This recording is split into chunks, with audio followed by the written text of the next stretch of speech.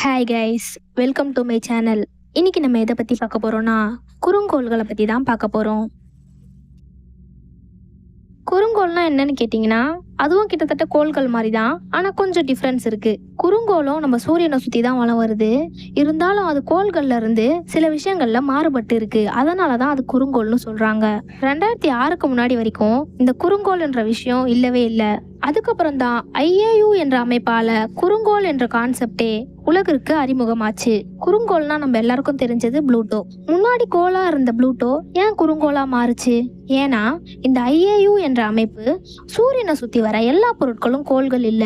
விண்வெளியில இருக்க ஒரு பொருள் கோளாக இருக்கணும்னா அதுக்கு சில விதிமுறைகள் இருக்குன்னு சொன்னாங்க. அது என்னென்ன விதிமுறைகள்னு கேட்டீங்கன்னா, முதல் விதி என்னன்னா, அந்த பொருள் சூரியனை சுத்தி வரக்கூடிய பொருளா இருக்கணும். அது வேற எந்த கிரகங்களையும் சுத்தி வரக்கூடாது. எக்ஸாம்பிளுக்கு நம்ம நிலா மாதிரி ஒரு பிளானட்டை சுத்தி வலம் வரக்கூடிய பொருளா பிளானட்ஸ் இருக்கக்கூடாது. ஒரு பொருள் ஒரு பிளானட்டா அங்கீகாரம் செய்யப்படணும்னா அது சூரியனை சுத்தி மட்டும்தான் வலம் வரணும். ரெண்டாவது விதி என்னன்னு கேட்டீங்கன்னா, ஒரு பொருள் ஒரு குறிப்பிட்ட ஈர்ப்பு விசையுடன் கூடிய கோள வடிவத்தை பெற்று இருக்கணும். அது வேற எந்த வடிவத்தையும் பெற்று இருக்க கூடாது. மூணாவது விதி என்னன்னு கேட்டீங்கன்னா, ஒரு பிளானட்டோட சுற்றுவட்ட பாதையில விண்கற்களோ அல்லது வேற ஏதாச்சும் பொருட்களோ இருந்துச்சுன்னா அதை அந்த பாதையில இருந்து விலக்கியோ அல்லது தனக்குள்ள ஈர்த்தோ அந்த சுற்றுவட்ட பாதையில எந்த ஒரு இடையூறும் இல்லாதவாறு இருக்க வேண்டியது ரொம்பவும் முக்கியமான ஒரு விஷயம். இந்த 3 விதிகளுக்கும் உட்பட்டு இருந்தா மட்டும்தான் ஒரு நட்சத்திரத்தை சுத்தி வலம் வரக்கூடிய பொருள் பிளானட்டா அங்கீகாரம் பெறுது. இப்ப நம்ம சூரிய குடும்பத்துல எத்தனை டுவார்ஃப் பிளானட்ஸ் இருக்குன்னு பார்க்கலாம். அதாவது எத்தனை குறுங்கோள்கள் இருக்குன்னு பார்க்கலாம். நம்ம சூரிய குடும்பத்துல மொத்தம் எரிஸ், ப்ளூட்டோ, ஹெமியா, மேக்கே, சீரிஸ்னு 5 டுவார்ஃப் பிளானட்ஸ் இருக்கு. இந்த 5 கிரகங்களையும் டுவார்ஃப் பிளானட்ஸ் அதாவது குறுங்கோள்கள்னு ஏன் சொல்றாங்கன்னு பார்ப்போம். எரிஸ். இந்த எரிஸ் குறுங்கோளானது 2005 தான் கண்டுபிடிக்கப்பட்டுச்சு. இது கண்டுபிடிக்கப்பட்ட ஆரம்ப காலகட்டத்துல இது சூரிய குடும்பத்தோட 10வது கிரகமா தான் கருதப்பட்டுச்சு. அதுக்கப்புறம் சில ஆய்வுகளுக்கு பிறகு இது குறுங்கோளாக அறிவிக்கப்பட்டுச்சு.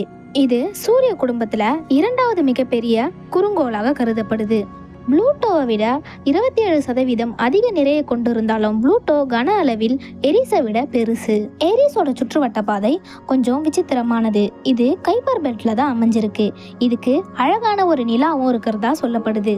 அடுத்ததா ப்ளூட்டோவை பத்தி தெரியாத ஆளே இருக்க மாட்டாங்க. 2006க்கு முன்னாடி வரைக்கும் ப்ளூட்டோ சூரிய குடும்பத்துல 9வது கிரகமா அறியப்பட்டுச்சு. ப்ளூட்டோ கைப்பர் பெல்ட்ல தான் அமைஞ்சிருக்கு. ப்ளூட்டோக்கு மொத்தம் 5 நிலாக்கள் இருக்கு. அதெல்லாம் இருக்கட்டும், ப்ளூட்டோவை ஏன்பா குறுங்கோளா அறிவிச்சாங்கன்னு கேட்டீங்கன்னா, ஒரு கிரகமானது அதோட சுற்றுவட்ட பாதையை எந்த ஒரு விண்கற்கள் கூடயோ இல்ல விண் பொருட்கள் கூடயோ ஷேர் பண்ணிக்க கூடாது. அதோட சுற்றுவட்ட பாதை ரொம்ப கிளியரா இருக்கணும். ஆனா ப்ளூட்டோவோட சுற்றுவட்ட பாதையில நிறைய விண்கற்கள் இருந்துச்சு. அதனாலதான் ப்ளூட்டோ குறுங்கோள்னு அறிவிக்கப்பட்டுச்சு. அடுத்தது ஹௌமா. இந்த டுவார்ஃப் பிளானட்டும் கைப்பர் பெல்ட்ல தான் அமைஞ்சிருக்கு. இதுக்கு 2 அழகான நிலவுகள் இருக்கு. இந்த ஹௌமா பாத்தீங்கன்னா மற்ற டுவார்ஃப் பிளானட்களை விட வித்தியாசமானது. பிகாஸ் இதோட ஷேப்பே வித்தியாசமா இருக்கு. அதாவது கோழி முட்டை வடிவத்துல இருக்கு. இந்த டுவார்ஃப் பிளானட்டுக்கு சனிக்கும் யுரேனஸ்க்கும் இருக்கிற மாதிரி ஒரு அழகான வளையமும் இருக்கு. இந்த டுவார்ஃப் பிளானட் இந்த முட்டை வடிவத்தை பெற்று இருக்கிறதுக்கு ஒரு காரணமும் இருக்கு. இது தன்னைத்தானே சுற்றி வரும் வேகம் ரொம்பவும் அதிகம். அதாவது இதோட ஒரு நாள் வெறும் 4 மணி நேரம் தானா. அடுத்தது மேக்கே. இந்த குறுங்கோளம் கைப்பர் பெல்ட்ல தான் அமைஞ்சிருக்கு. இந்த குறுங்கோளுக்கு நிலவுகள் எதுவும் கிடையாது. இந்த மேக்கே குறுங்கோளோட சராசரி வெப்பநிலை -230 டிகிரி செல்சியஸ் ஆகும். அடுத்தது சீரிஸ்.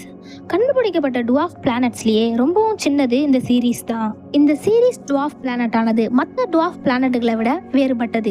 எப்படின்னு கேட்டீங்கன்னா, அந்த 4 டுவார்ஃப் பிளானட்ஸும் கைப்பர் பெல்ட்ல அமைஞ்சிருக்கு. இது மட்டும் ஆஸ்ட்ராய்ட் பெல்ட்ல அமைஞ்சிருக்கு. அதாவது செவ்வாய்க்கும் வியாழனுக்கும் இடைப்பட்ட இடத்துல அமைஞ்சிருக்கு. இந்த சீரிஸ் டுவார்ஃப் பிளானட் பூமிக்கு ரொம்பவும் கிட்ட இருக்கு. இருந்தாலும் இதை வெறும் கண்ணால பார்க்க முடியாது. பிகாஸ் இது ரொம்ப மங்கலா தெரியுது. இந்த சீரிஸ் என்னதான் டுவார்ஃப் பிளானட்ஸ்லயே ரொம்ப சின்னதா இருந்தாலும் ஆஸ்ட்ராய்ட் பெல்ட்டை பொறுத்த வரைக்கும் இதுதான் பெருசு. எனக்கு பர்சனலாக பார்த்தீங்கன்னா டுவார்ஃப் பிளானட்ஸ்லயே ப்ளூட்டோ தான் ரொம்ப பிடிக்கும். ஓகே கைஸ், நெக்ஸ்ட் வீடியோவில் பார்க்கலாம். பாய். மறக்காமல் சப்ஸ்கிரைப் பண்ணிடுங்க.